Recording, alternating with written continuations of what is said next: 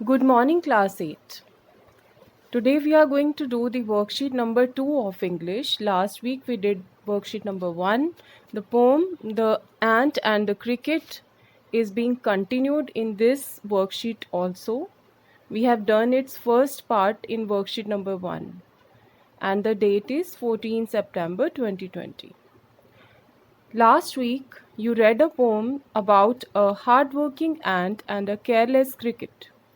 Now think of someone, family member, friend, who has the following qualities. Write his/her name in the blank and your relationship with him/her in the brackets. तो इस question का मतलब क्या है कि आपने last week जो poem पढ़ी थी हार्ड वर्किंग एंट और केयरलेस क्रिकेट के बारे में, उन्हीं की कुछ क्वालिटीज़ यहाँ पे मेंशन्ड हैं, एडजेक्टिव्स हैं ये सारे। आपको बताना है कि क्या आपकी फैमिली में सोचना है या कोई मेंबर हो, फैमिली मेंबर हो या फ्रेंड हो जिसमें यही क्वालिटीज़ हों। आपको उसका नाम लिखना है यहाँ ब्लैंक में और आपका उससे क्या रिलेशनशिप है ये लिखना है। जैसे फर्स्ट है हार्ड वर्किंग मतलब मेहनती। सेकंड एनर्जेटिक मतलब जो हर वक्त एनर्जी से भरा रहता हो, full of energy.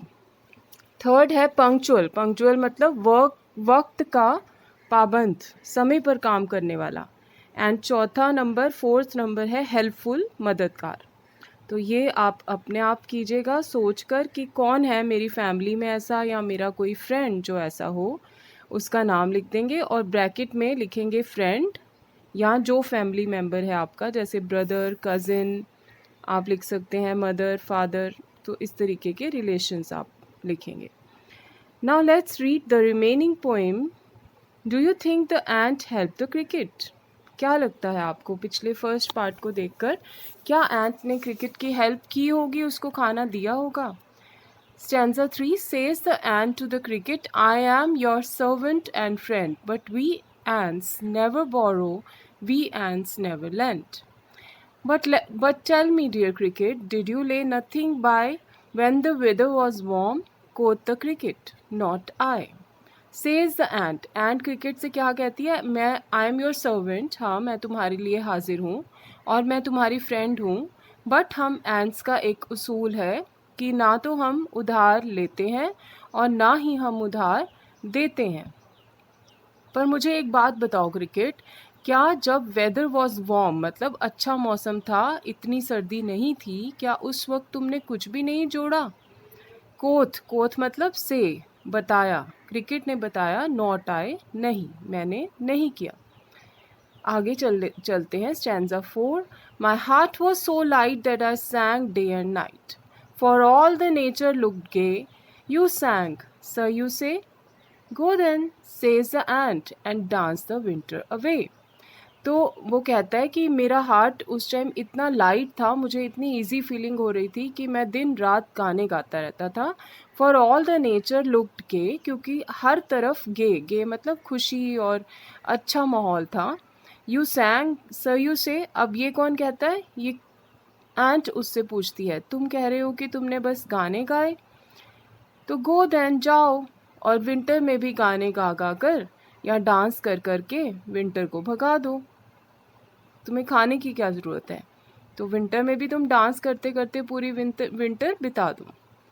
Stanza 5 Thus ending, he hastily lifted the wicket. Wicket मतलब दरवाजे को रोकने के लिए एक लकड़ी का टुकड़ा।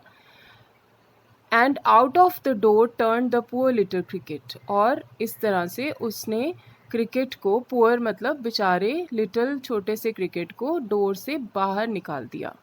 Focus call this a fable, लोग इसे एक कहानी कहते हैं, परंपरागत कहानी। I will warrant it true, पर मैं शर्त से कह सकता हूँ, some crickets have 4 legs and some have 2।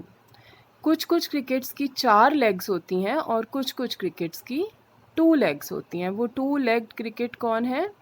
इंसान। कई बार इंसान भी ऐसे ही करते हैं, जब अच्छा समय होता है तो सारा मौज मस्ती में निकाल देते हैं और कुछ भी सेव नहीं करते, मेहनत नहीं करते।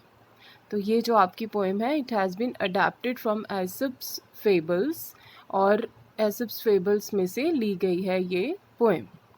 क्वेश्चन 2 पे आ जाते हैं। Who said the following lines in the poem? Ant और cricket? Write your answer in the blank below each bubble. My heart was so light that I sang day and night. किसने कहा था? Cricket ने कहा था। Did you lay nothing by when the weather was warm? जब अच्छा मौसम था तो क्या तुमने उस वक्त कुछ भी नहीं जोड़ा? ये कौन पूछ रहा है? एंट पूछ रही है। Go then and dance the winter away. तो जाओ, भागो यहाँ से और पूरी सर्दियों में भी नाच नाच के अपना समय बिता दो। ये कौन सलाह दे रहा है? ये भी एंट ही बोल रही है। आगे चलते हैं। Question number 3, rearrange the following sentences to form the summary of the poem. Write the correct sequence number in the box against each sentence. The first sentence has been sequenced to help you. तो जो first sentence है वो starting है, उसके बाद हमने इनको arrange करना है, नंबर्स लिखने हैं कि पहले के बाद दूसरा सेंटेंस कौन सा आना चाहिए। The cricket sang during the months of summer and spring. तो यहाँ से ये शुरू हो रहा है। The ant refuse to help him and sent him away. Ant ने उसकी मदद करने से मना कर दिया और उसे भगा दिया, वहाँ से भेज दिया। In the winter season he was starving and दस ही वेंट टू द एंट। जब सर्दियाँ आई तो वो भूख से मर रहा था, इसलिए वो एंट के पास गया। The cricket replied that he enjoyed the summers and did not store any food. Cricket ने कहा कि मुझे तो समर्स बहुत अच्छी लग रही हैं, इसलिए मैं लग रही थी उस वक्त, इसलिए मैंने कोई काम नहीं किया और कोई खाना भी स्टोर नहीं किया। The ant asked the cricket if he had stored food for the winter. एंट ने पूछा, क्या तुमने सर्दियों के लिए खाना जमा करके रखा है? He requested the ant to lend him some food and shelter. उसने एंट से रिक्वेस्ट किया कि वो उसे कुछ खाना और रहने की जगह दे दे। तो आपने इसको अरेंज करना है कि फर्स्ट के बाद सेकंड क्या हुआ होगा। बाकी जो आपको 5 सेंटेंसेस दिए हुए हैं उन्हें 2, 3, 4, 5, 6 ऐसे नंबरिंग करनी है। इसकी डिस्कशन हम अपनी क्लास में भी करेंगे अभी। Question number 4. What does the poet mean by the last line? Choose the correct option. Some crickets have 4 legs and some have 2. तो ये 3 में से कौन सी करेक्ट ऑप्शन है? There are some crickets that have 2 legs. Insects like the cricket have 4 legs. Some people are like the cricket. They are lazy and they do not care about the future. कई लोग बिल्कुल cricket जैसे होते हैं। लोग मतलब इंसान, और इंसानों की कितनी लेग्स होती हैं? 2 लेग्स होती हैं। दे आर लेज़ी, वो बहुत ही आलसी होते हैं और अपने फ्यूचर के बारे में बिल्कुल भी परवाह नहीं करते। तो इसका सही आंसर होना चाहिए सी ऑप्शन। ठीक है,